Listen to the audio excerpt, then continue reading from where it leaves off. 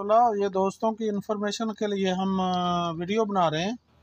ये कद्दू जो है, इनको बहुत सारे लोगों को ये शिकायत आती है कि वो कद्दू नहीं लगते।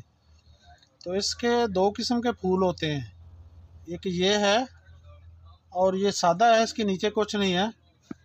और एक दूसरा होता है जो उसके नीचे ओवरी होती है और उसके ऊपर फूल लगता है। ये मेल फूल है और वो फीमेल होता है।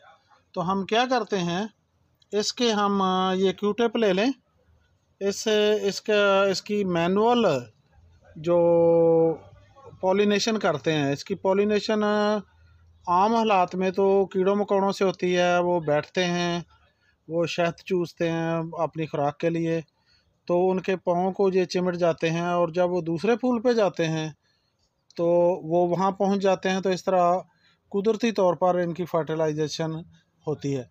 तो अब देखें, अब हमने